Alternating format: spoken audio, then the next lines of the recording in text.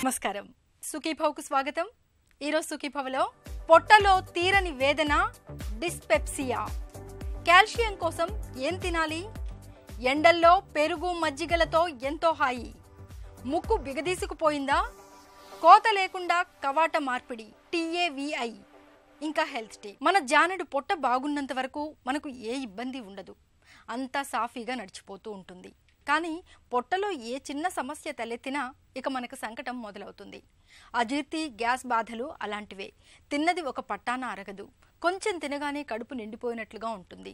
ఇక వీటికి తోడు కడుపుబ్బరం, గ్యాస్ ట్రబుల్ కలుస్తూ ఉంటాయి.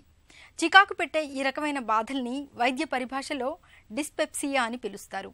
పొట్టలో తీరని వేదనను తెచ్చిపెట్టే అజీర్తి, గ్యాస్ బాధల గురించి ఇప్పుడు తెలుసుకుందాం.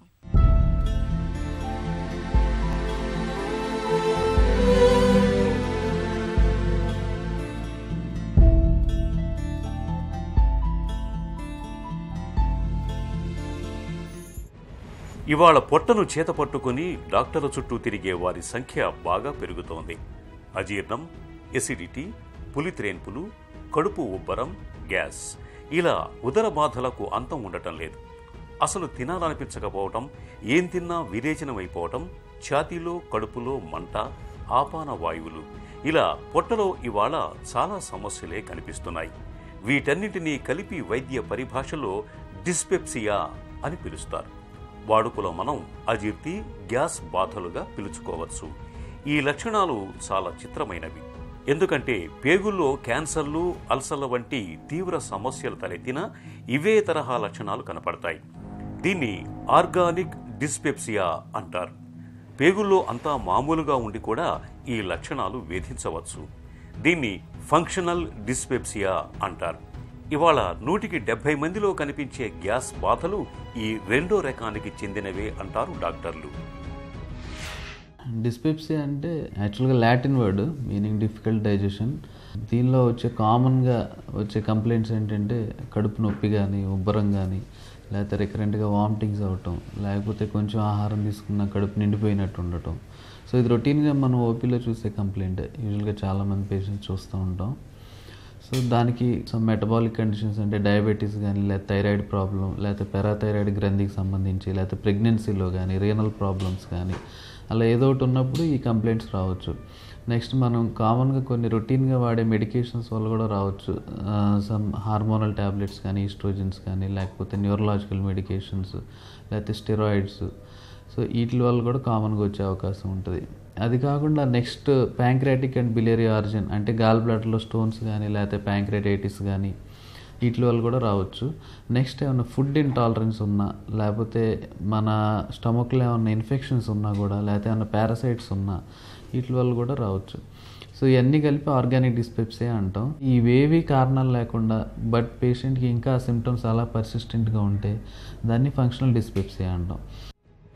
అజీర్తి, గ్యాస్ బాధలకు మన ఆహారపు అలవాట్లే ప్రధాన కారణంగా ఉంటున్నాయి. వేళ్లకు తినకపోవటం, రాత్రిళ్ళు ఆలస్యంగా పొద్దుపోయాక తినటం, వేపుళ్ళు, కొవ్వు పదార్థాలని అతిగా తినటం, కాఫీ, టీలను అతిగా తాగటం, వీటికి తోడు తీవ్రమైన ఒత్తిళ్లు, ఆందోళనలు, ఇవన్నీ కలగలిపి పొట్టలో సమస్యల తాకిడిని పెంచుతున్నాయి. డిస్పెప్సియా బాధల్లో ప్రధానంగా కడుపు ఉబ్బరం, పులిత్రేన్పులు, ఆపాన వాయువులు, ఆకలి మందగించటం, అన్నం సహించకపోవటం వంటి లక్షణాలు సాధారణంగా కనిపిస్తూ ఉంటాయి. వీటితో పాటు కడుపు నొప్పి, బరువు తగ్గటం, జ్వరం, వాంతిలో లేదా మలంలో రక్తం పడటం వంటి లక్షణాలు కనిపించటాన్ని ప్రమాదకరంగా భావించాలి. లోపల అల్సర్, క్యాన్సర్ వంటివి ఏవైనా ఉన్నాయేమోనని అనుమానించాలి. తగిన పరీక్షలు చేయించుకోవాలి. సిమ్టమ్స్ని బట్టి అంటే వాళ్ళకైనా అలార్మింగ్ సిమ్టమ్స్ ఉన్నాయా, లైక్ అంటే బరువు తగ్గిపోవటం కానీ, లేకపోతే ఇప్పుడు నేను చెప్పిన ఈ కారణాల్లో ఏదో ఒకటి పాయింట్ చేసే కండిషన్ క్లినికల్గా మనకి ఏమైనా తెలుస్తుందో చూస్తాం. లేకపోతే ఏమన్నా వామిటింగ్స్లో బ్లడ్ పట్టడం కానీ, లేకపోతే అనీమియా అంటే హిమోగ్లోబిన్ తగ్గిపోవటం, ఇట్లాంటివి ఏమైనా ఉంటే చూస్తాం. అలాంటి ఉన్నోళ్ళకి ఏంటంటే నెక్స్ట్ ఇన్వెస్టిగేషన్స్ కూడా చేయాల్సి ఉంటుంది. ఎండోస్కోపీ, లేకపోతే అల్ట్రాసౌండ్. వాటిలో ఏమైనా డయాగ్నోజ్ అయితే వాటిని బట్టి స్పెసిఫిక్ ట్రీట్మెంట్ ఇవ్వాల్సి వస్తుంది. లైక్ ఏమైనా మెడికేషన్స్ వాడేవాళ్ళకి ఆపేయమని చెప్పటం, లేకపోతే ఈ మెటబాలిక్ డిస్టర్బెన్స్ ఉన్న వాళ్ళకి అవి కంట్రోల్లో ఉంచుకోమని చెప్పటం, లేకపోతే గాల్ బ్లాడర్ స్టోన్స్ ఉంటే వాటికి సర్జరీ చేయించుకోమని చెప్పటం ఇట్లా. నెక్స్ట్ ఇంకోటి హెచ్ పైలోరీ బ్యాక్టీరియా అని కూడా టెస్ట్ చేస్తాం కొంతమందిలో. ఎండోస్కోపీ ద్వారా స్టమక్ నుంచి బయాప్సీ తీసి హెచ్ పైలోరీ టెస్ట్ చేసి దానికి కూడా మెడికేషన్స్ వాడాల్సి వస్తుంది. యూజువల్గా 2 వీక్స్ వరకు ఇస్తాం. సో ఆ హెచ్ పైలోరీ మెడికేషన్ వాడినప్పుడు కూడా కొంతమందికి రిలీఫ్ ఉంటుంది. ఫంక్షనల్ డిస్పెప్సియాలో మనం మెయిన్గా చూసేది ఏంటంటే ఒకటి కారణాలు. కొంతమందికి ఏంటంటే లోపల ఆ పేగుల కదలకే కొంచెం అబ్నార్మల్గా ఉంటుంది. అంటే మనం తీసుకున్న ఫుడ్ వెంటనే స్టమక్ రిలాక్స్ అవ్వకపోవటం, లేకపోతే ఆ లోపల మ్యూకోజా అనేది బాగా సెన్సిటివ్గా ఉండటం, మనం తీసుకునే ఆహారంలో ఉన్న లిపిడ్స్కి కానీ లేకపోతే యాసిడ్కి కానీ కొంచెం హైపర్ సెన్సిటివ్గా ఉండటం, లేకపోతే కదలిక తక్కువ ఉండటం, ఇవన్నిటి వల్ల ఫంక్షనల్ డిస్పెప్సియా రావచ్చు. మెడికేషన్స్కి వస్తే కామన్గా మనం యూజ్ చేసే మెడికేషన్సే పరగడుపునేసే ట్యాబ్లెట్ అంటే పీపీఐస్ అనమాట. అవి వాడుతూ ఉంటాం, వాటికి రెస్పాన్స్ చూసుకుంటాం. నెక్స్ట్ ఇంకా కొంతమందికి పేగులు కదలికి పెంచే ప్రోకైనెటిక్స్ అంటాం. సో అవి కూడా వాడతాం. ఎందుకంటే ఈ ఫంక్షనల్ డిస్పెప్సియాలో 2 టైప్స్ ఉంటాయి. ఎపిగాస్ట్రిక్ పెయిన్ సిండ్రోమ్ అని, ఇంకోటి పోస్ట్ ప్రాండియల్ డిస్ట్రెస్ సిండ్రోమ్. అంటే ఎపిగాస్ట్రిక్ పెయిన్ సిండ్రోమ్ అంటే కొంతమందికి ఏంటంటే నొప్పి ప్రిడామినెంట్ సిమ్టమ్గా ఉంటుంది. వాళ్ళకి ఏంటంటే ఈ పీపీఐస్ వాడుతూ ఉంటాం. అదే కొంతమందికి ఏంటంటే కడుపు ఉబ్బరం, లేకపోతే కొంచెం తిన్న కడుపు నిండిపోవటం, అట్లాంటి సిమ్టమ్స్ ప్రధానంగా ఉంటాయి. అట్లాంటి వాళ్ళకి ఏంటంటే ప్రోకైనెటిక్స్ వాడాలి, అంటే పేగులు కదలకి పెంచే డ్రగ్స్. సో వాడినప్పుడు ఏంటంటే వాళ్ళకి రిలీఫ్గా ఉంటుంది.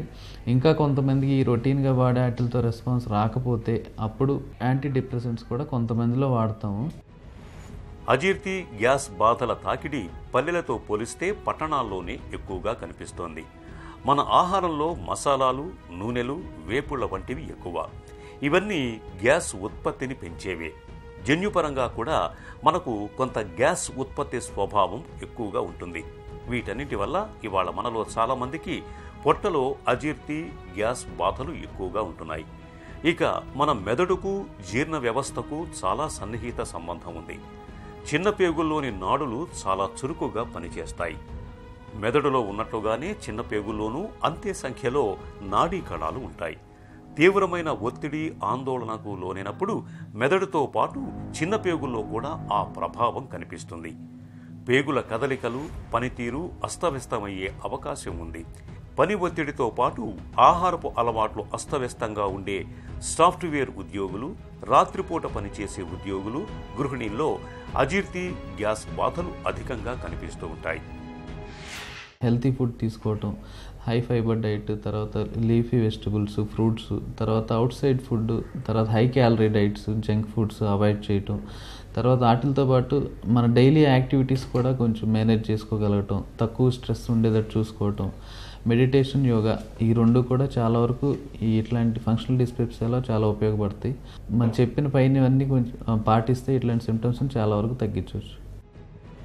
అజీర్తి, కడుపు ఉబ్బరం, గ్యాస్ బాధలతో సతమతమవుతున్నప్పుడు డాక్టర్లు ముందుగా పొట్ట లోపల అల్సర్, క్యాన్సర్ వంటివి ఏవైనా ఉన్నాయా, లేక పేగుల పనితీరులో వచ్చిన మార్పు వల్లే ఈ లక్షణాలు మొదలయ్యాయా అన్నది నిర్ధారించుకునేందుకు ప్రయత్నిస్తారు. 40 ఏళ్ల పైబడిన వారిలో ఏదైనా అనుమానం వస్తే endoscopy, ultrasound scan, colonoscopy, barium meal వంటి పరీక్షల ద్వారా లోపల ఇతరత్రా సమస్యలేవీ లేవని నిర్ధారించుకుని అప్పుడు చికిత్స ప్రారంభిస్తారు. మధుమేహం, థైరాయిడ్ సమస్యలున్న వారిలో పేగుల కదలికలు తగ్గుతాయి. దానివల్ల లోపల బ్యాక్టీరియా పెరిగి గ్యాస్ సమస్య తలెత్తుతుంది. వీరికి పేగుల కదలికలను మెరుగుపరిచేందుకు తగిన మందుల్ని సూచిస్తారు. మందులతో పాటు వ్యాయామం చేయటం, గ్యాస్ ఉత్పత్తిని పెంచే ఆహార పదార్థాలకు దూరంగా ఉండటం వంటి జీవనశైలి జాగ్రత్తల్ని కూడా తీసుకోవాలి. మన ఒంట్లో ఎముకలు బలంగా ఉండాలంటే వాటికి తగినంత కాల్షియం అందాలి. కాల్షియం అందాలంటే రోజుకు కనీసం 1 గ్లాసు పాలైనా తాగాలి. ముఖ్యంగా అమ్మాయిలకు, మహిళలకు కాల్షియం దండిగా కావాలి. టీనేజ్, యవ్వనం, మెనోపాజ్, వృద్ధాప్యం ఇలా అన్ని దశల్లోనూ మన శరీరానికి కాల్షియం అవసరం చాలా ఉంటుంది. కాల్షియం పోషకం కోసం ఏం తినాలో, రోజువారీ ఆహారంలో వేటిని ఎక్కువగా తీసుకోవాలో ఇప్పుడు తెలుసుకుందాం. కాల్షియం చాలా ఎసెన్షియల్ మినరల్. ఇది ఆహారంలో మనకి వేటిలో దొరుకుతుందంటే మనకు ఆకుకూరల్లో ముఖ్యంగా తోటకూరలు ఎక్కువ దొరుకుతుంది. తర్వాత సీడ్స్ అన్నిట్లో దొరుకుతుంది. సన్ఫ్లవర్ గింజలు కానీ, గుమ్మడి గింజలు కానీ, పల్లీలు కానీ, తర్వాత డ్రై ఫ్రూట్స్, వీటన్నిటిలో అన్ని రకాల సీడ్స్లోనూ మనకి కాల్షియం అధికంగా దొరుకుతుంది. తర్వాత చేపల్లో ఎక్కువ దొరుకుతుంది. చేపల్లో మనకి చిన్న చేపల్లో అంటే స్మాల్ ఫిష్ విత్ బోన్స్తో ఉన్న చేపల్లో మనకి కాల్షియం ఎక్కువ దొరుకుతుంది. తర్వాత పాలు పదార్థాల్లో కాల్షియం ఎక్కువ దొరుకుతుంది. చీజ్లో ఎక్కువ దొరుకుతుంది. యోగర్ట్, కర్డ్లో ఎక్కువ దొరుకుతుంది. రాగుల్లో అత్యధికంగా కాల్షియం ఉంది. సో కాల్షియం అనేది మనకి చాలా వాటిల్లో నాన్ వెజ్ ఐటమ్స్లో, ఎగ్లో మనకు దొరుకుతుంది. కాబట్టి కాల్షియం ఎక్కువగా ఇవి ఎస్పెషల్లీ అడల్ట్స్ అండ్ గర్ల్స్ ఇవి తీసుకోవాలి. మంచిగా కాల్షియము, ఐరన్ అన్నీ దొరికేటట్టుగా మంచి ఆహారం అనేది ఇంట్లోనే మనం పల్లీలు ఉండలు కానీ, నువ్వులు ఉండలు కానీ అలాంటివి ఏదైనా తీసుకోవటం మూలాన కాల్షియం అనేది అత్యధికంగా దొరుకుతుంది. దీని మూలాన వచ్చే కాంప్లికేషన్స్ ఎస్పెషల్లీ మనకి ఇప్పుడు చూస్తే లేడీస్లో ఎక్కువ arthritis, muscle cramps, osteoporosis, osteomalacia ఎక్కువ చూస్తున్నాం. సో ఇవి మనం అవాయిడ్ చేయాలంటే ఖచ్చితంగా కాల్షియం ఉండేటట్టుగా మనం చూసుకోవాలి. ఎండన పడి ఇంటికొచ్చిన వారికి ఒక పెద్ద గ్లాస్లో చల్లటి మజ్జిగనివ్వడం మన తెలుగువారి సంప్రదాయం. ఈ సంప్రదాయం వెనుక ఎండల ధాటి నుంచి ఆరోగ్యాన్ని కాపాడే ఒక చక్కటి ఆలోచన ఉంది. వేసవి సీజన్లో మండుతున్న ఎండల తాకిడికి ఒళ్లంతా ఓపలేని నీరసంతో డసిపోతూ ఉంటుంది. వేడి, ఉక్కపోత మూలంగా మనిషి తోటకూర కాడలా వేలాడిపోతూ ఉంటాడు. ఇలాంటప్పుడు చలవ చేసే మజ్జిగను, పెరుగుతో చేసిన లస్సీ పానీయాన్నో అందిస్తే పోయిన ప్రాణం తిరిగొస్తుంది. ఒంట్లో వేడి తాలూకు ప్రభావాలన్నీ తగ్గిపోతాయి. వేసవిలో మన ఆరోగ్యాన్ని దివ్యంగా ఉంచే అద్భుతమైన ఆహారాలు పెరుగు, మజ్జిగల గురించి ఇప్పుడు తెలుసుకుందాం.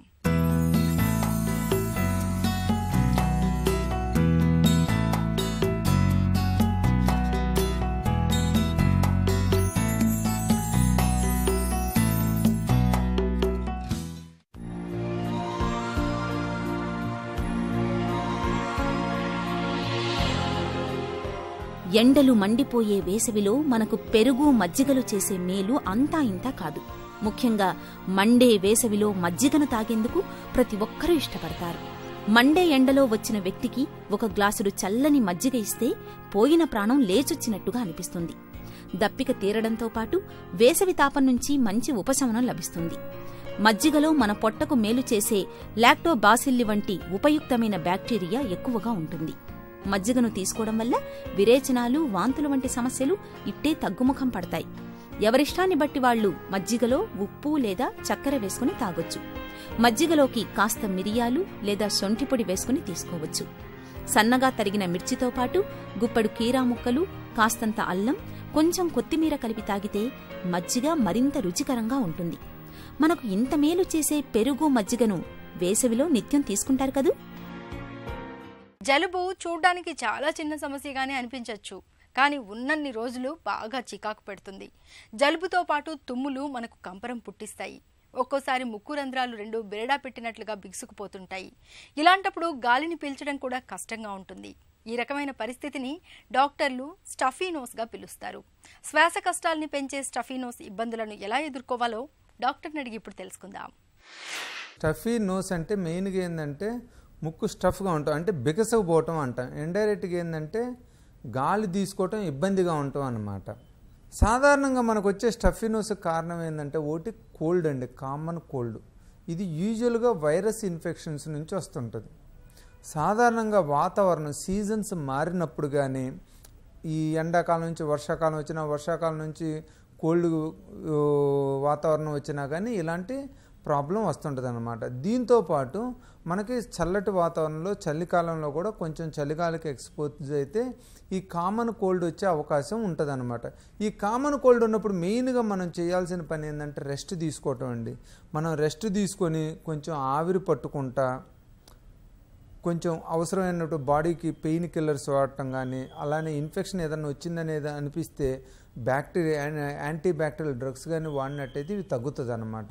ఈ హైపర్టానిక్ సెలైన్ సొల్యూషన్స్ అని వస్తున్నాయండి. ఇవి వేసినట్టయితే ముక్కు ఓపెన్ అవుతుంది అనమాట. సపోజ్ వీళ్ళకి ఎలర్జీ ప్రాబ్లం కూడా ఉండి తుమ్ములు అలాంటివి వస్తున్నట్టయితే మనం లోకల్ స్టెరాయిడ్ స్ప్రే వాడాలండి. ఇది బేసిక్గా యాంటీ ఇన్ఫ్లమేటరీ యాక్టివిటీ ఉండి అక్కడ ఉన్న టిష్యూ ఎడిమా లేకుండా చేస్తుంది అన్నమాట. కోతలు, ఘాట్లతో కూడిన సంప్రదాయ సర్జరీలకు క్రమంగా కాలం చెల్లిపోతోంది. కోతలు లేని సర్జరీలు బాగా ప్రాచుర్యంలోకి వస్తున్నాయి. గుండె జబ్బుల చికిత్సల్లోనూ ఇటీవలి కాలంలో కోతలు లేని సర్జరీలు చేస్తున్నారు. దెబ్బతిన్న అయోర్టిక్ కవాటాన్ని మార్పిడి చేయడానికి ఇంతకుముందు పెద్దగా కోత పెట్టి ఆపై గుండెను తెరిచి కవాట మార్పిడి చేసేవారు. అయితే తాజాగా గజ్జల్లోని రక్తనాళం గుండా క్యాథెటర్ని గుండె వద్దకు పంపి కోత పెట్టకుండానే అయోర్టిక్ కవాటాన్ని మార్పిడి చేస్తున్నారు. ట్రాన్స్ క్యాథెటర్ అయోర్టిక్ వాల్వ్ ఇంప్లాంటేషన్గా పిలిచే ఈ సరికొత్త చికిత్స గురించిన పూర్తి వివరాల్ని డాక్టర్ని అడిగి ఇప్పుడు తెలుసుకుందాం.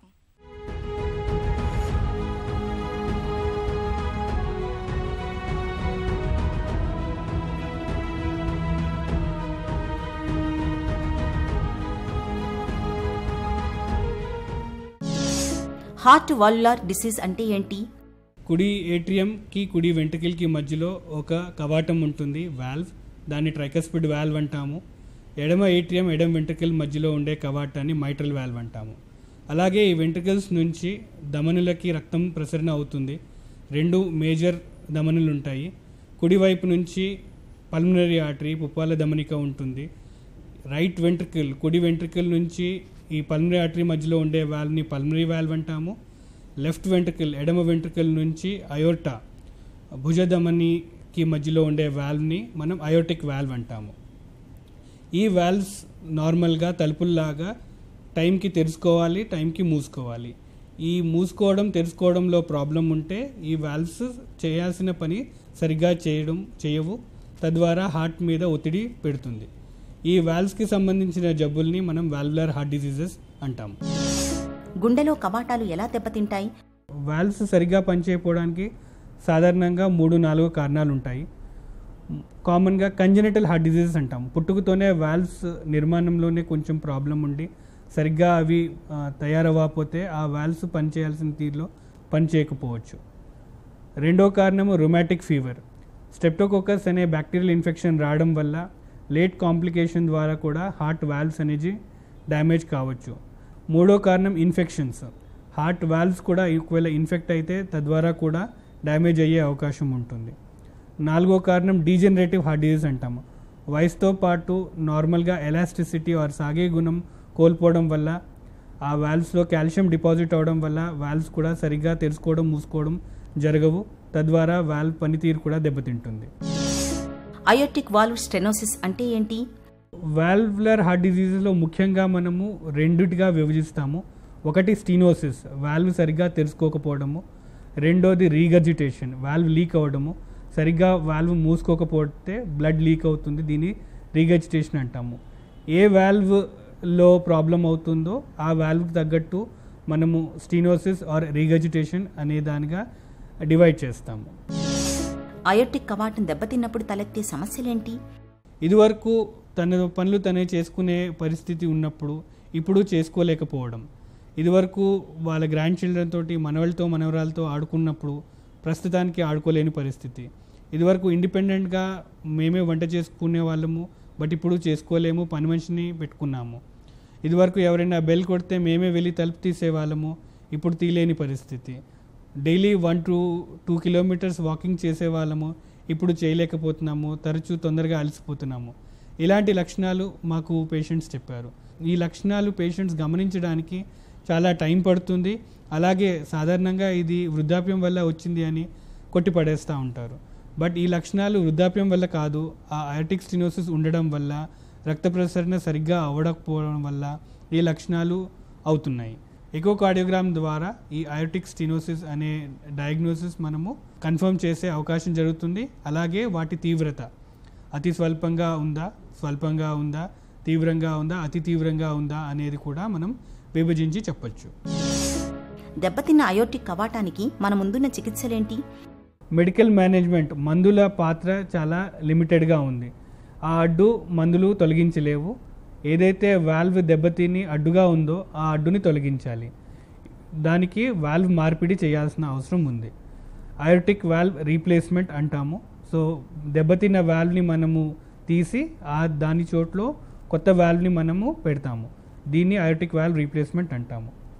ఇప్పుడు దాకా దీనికి ఉన్న ట్రీట్మెంట్ ఆప్షన్స్లో సర్జరీ ఒకటే ఉంది.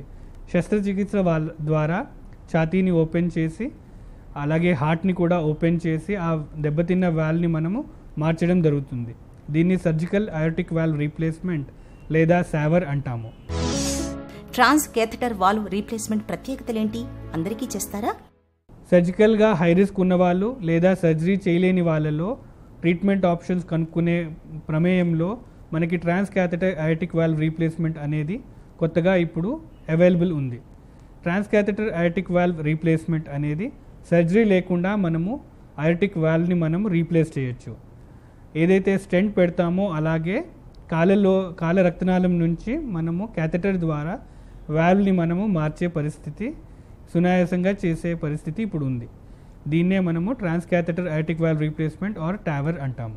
అయోటిక్ స్టెనోసిస్ని మనం డయాగ్నోస్ చేసిన తర్వాత దాని తీవ్రతని మనము అతి స్వల్పంగా మైల్డ్, స్వల్పంగా మోడరేట్, తీవ్రంగా సివియర్ ఆర్ అతి తీవ్రంగా వెరీ సివియర్గా మనము విభజిస్తాము. మైల్డ్, మోడరేట్ అయోటిక్ స్టెనోసిస్, అతి స్వల్పంగా అయోటిక్ స్టెనోసిస్ ఉన్నప్పుడు వాళ్ళకి సాధారణంగా ట్రీట్మెంట్ ఏమీ అవసరం ఉండదు. వాళ్ళలో లక్షణాలు కూడా సాధారణంగా కనిపించవు, అలాగే వాటికి ట్రీట్మెంట్ అవసరం ఉండదు. వాళ్ళని తరచూ ఫాలోఅప్లో ఉండమని చెప్తాము. Severe and very severe aortic stenosis ఉన్న పేషెంట్స్లో జబ్బు తొందరగా ముదిరే అవకాశం ఉంటుంది.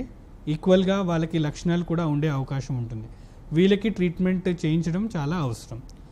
వాల్వ్ రీప్లేస్మెంట్ వీళ్ళకి రికమెండ్ చేస్తాము. చిన్న చిట్కా మీకోసం. శరీరం బాగా వేడిగా ఉన్నట్లు అనిపించినప్పుడు నువ్వుల్ని రాత్రంతా నానబెట్టి తర్వాతి రోజు ఉదయం ఆ నీటిని వడగట్టి తాగండి. వేడి తగ్గడంతో పాటు శరీరానికి చలవదనం కూడా లభిస్తుంది. సుఖీభవ కార్యక్రమానికి సంబంధించిన మీ విలువైన సూచనలు, సలహాల్ని వెంటనే మాకు రాయండి.